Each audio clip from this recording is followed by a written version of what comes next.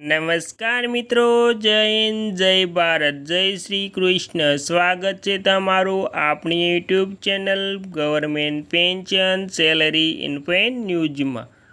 તો મિત્રો, આજે આપણે વાત કરવાના છે કે ગુજરાત વિધવા મહિલાઓ માટે આર્થિક સહાય યોજના વિશે. તો ગુજરાત રાજ્યના વિધવા માતા બહેનોને હવે મળશે મોટી સહાય. ગુજરાત રાજ્ય સરકારનો સૌથી મહત્ત્વનો નિર્ણય. તો વિધવા બહેનોને અત્યાર સુધી જે 1250ની સહાય મળતી હતી તેમાં પણ વધારો કરવામાં આવ્યો છે. ત્યારબાદ જે સહાયની સાથે તેમને બાળકોને પણ ભણાવવાનો જે ખર્ચ થતો હતો તેમાં પણ વધારો કરવામાં આવ્યો છે. તો કેવી રીતે વધારો કરવામાં આવ્યો છે તેની સંપૂર્ણ વાત આજે આપણે કરવાના છીએ. તો મિત્રો, વિગતવાર વાત કરીએ તો રાજ્યમાં વિધવા મહિલાઓને આર્થિક સહાય માટેની અનેક યોજનાઓ ઉપલબ્ધ છે. આ યોજનાઓ થકી તેમના જીવનમાં રાહત અને સુવિધા પ્રાપ્ત થતી હોય છે. અહીં આવી યોજનાની માહિતી આપણે જાણીશું. પુનઃસ્થાપના માટેની આર્થિક સહાય. તો આ લાભ કોને મળવાપાત્ર છે? અરજદાર વિધવા મહિલાની ઉંમર 18 વર્ષથી 64 વર્ષની હોવી જોઈએ. 21 વર્ષ કે તેથી વધુ ઉંમરનો પુત્ર ન હોવો જોઈએ.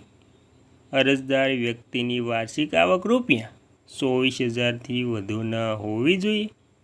તેમને કુટુંબની વાર્ષિક આવક રૂપિયા 45,000થી વધુ ન હોવી જોઈએ.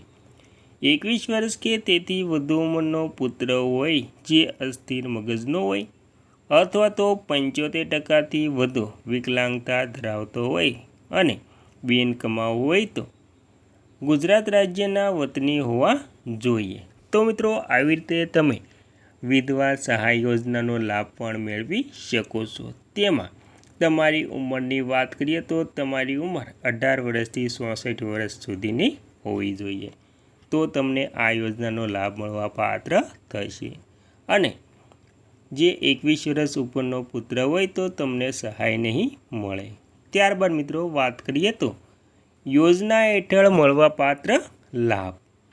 આ યોજના હેઠળ લાભાર્થીઓને માસિક રૂપિયા 500 લેખે માસિક સહાય પોસ્ટ ઓફિસ બચત ખાતા મારફતે લાભાર્થી બચત ખાતામાં જમા કરવામાં આવે છે. લાભાર્થી પર આધારિત બાળકોને એટલે કે 2 બાળકોની મર્યાદામાં બાળક દીઠ માસિક રૂપિયા 80 લેખે દર માસે ચૂકવવામાં આવે છે. યોજના હેઠળની 18થી 40 વર્ષની વયજૂથના લાભાર્થીઓને સ્વરોજગારી તાલીમ લેવી જરૂરી છે. આ યોજના હેઠળની 18થી 40 વર્ષની વયજૂથના લાભાર્થીઓને સ્વરોજગારની તાલીમ આપી નિયમ મુજબ સાધન સહાય ચૂકવવામાં આવે છે મિત્રો. અથવા તો રોજગારી માટે લોન નિયમ મુજબ માર્જિન મની રૂપે પુનઃસ્થાપિત કરવામાં આવે છે. તો મિત્રો, આવી રીતે આ યોજનાનો લાભો તમે મેળવી શકો છો. અને આ યોજના માટે તમે 18થી 40 વર્ષની વયજૂથના લાભાર્થીઓને સ્વરોજગાર તાલીમ પણ આપવામાં આવે છે.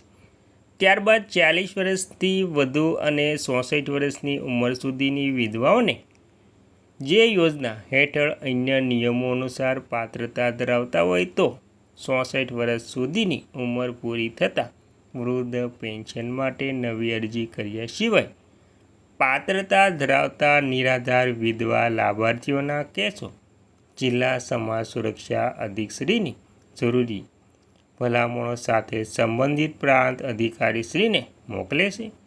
જ્યાં પુનઃ ચકાસણી સિવાય વૃદ્ધ પેન્શન મંજૂર થાય છે. તારીખ 1/4/2008થી યોજનાના લાભાર્થીઓને રાજ્ય સરકારની જૂથ વીમા યોજના હેઠળ રૂપિયા 1 લાખનું વીમા કવચ ઉપલબ્ધ કરવામાં આવે છે. અરજી કરવાની સમયમર્યાદામાં પત્નીના એટલે કે જે પત્ની વિધવા છે તેમના પતિના મૃત્યુ થવાની તારીખથી 2 વર્ષ અરજી કરવાની રહેશે.